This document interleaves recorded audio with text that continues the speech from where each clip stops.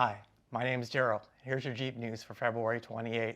So breaking news, we have information about the Gladiator 4xe.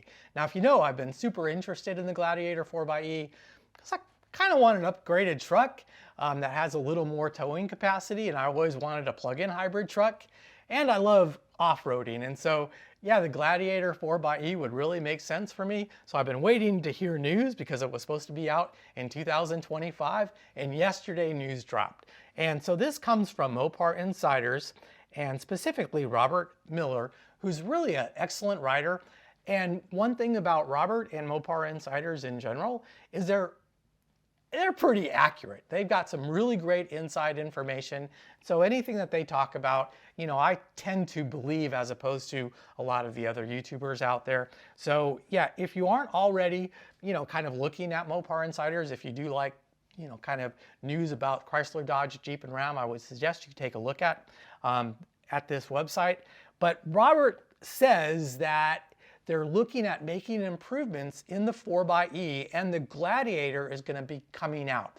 So the Gladiator is, according to Robert and his inside sources, is going to come out in Q1 of 2026, the Gladiator 4xe.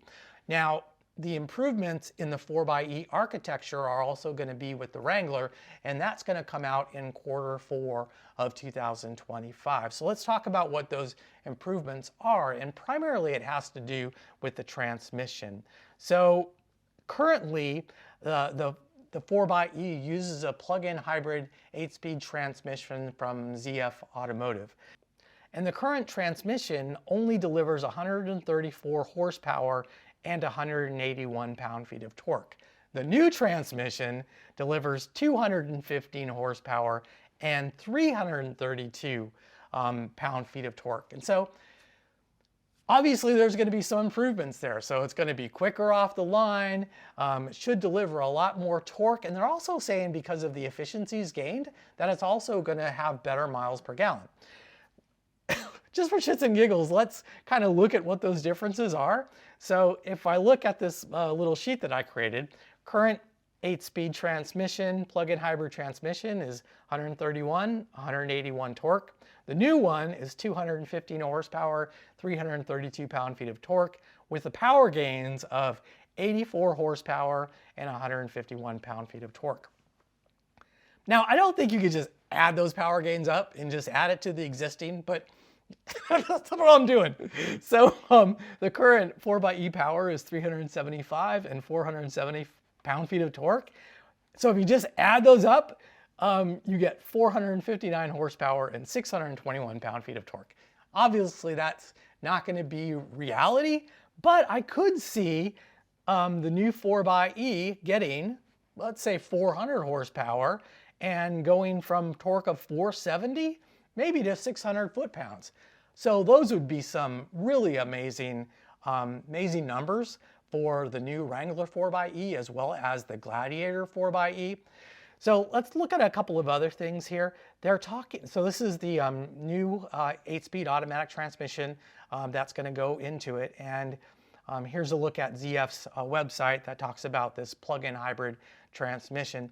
One thing I will say is that the way the 4xe on the Wrangler and soon to be Gladiator delivers its power and has its motors different from most other plug-in hybrids. In most other plug-in hybrids, you typically have the battery and the battery directly powering the motors at the wheels. Jeep didn't want to do that, so they wanted to keep the 4x4 performance the same, so not change anything in regards to how power is delivered to the wheels. So what they do is they have two electric motors. One supplies power directly to the engine. It's like a 50 horsepower motor. And the other one is actually built into the transmission. And this is the one that we talked about with the additional power and torque. And so that's how Jeep is able to maintain kind of everything the same from at the end of the transmission, which is why they don't put electric motors directly at the wheels. So yeah, let's talk about some other things here. So in addition to horsepower, they're also going to gain efficiencies in regards to the miles per gallon and the miles of EV range. So they're expected to jump from 22 of EV miles to about 31 EV miles. Now, he said that this particular number wasn't necessarily for the off-road vehicles, so maybe he was talking about the Jeep Grand Cherokee, and he didn't really say in this article that the Grand Cherokee was going to get this new 4xe transmission, but I would have to believe that would be the case. Now, one of the things that I think it's important to talk about is this is going to be going into the Gladiator, and so one of the things that I was always curious about was why the 4-cylinder turbocharged engine wasn't available in the Jeep Gladiator. And from what I understand, and what I heard some engineers talk about, was the V6 Pentastar. It handled heat a lot better than the 4-cylinder turbocharged engine. So when you're towing, you know, the Sport S Jeep Gladiator, it can tow up to 7,650 pounds, which is really class leading.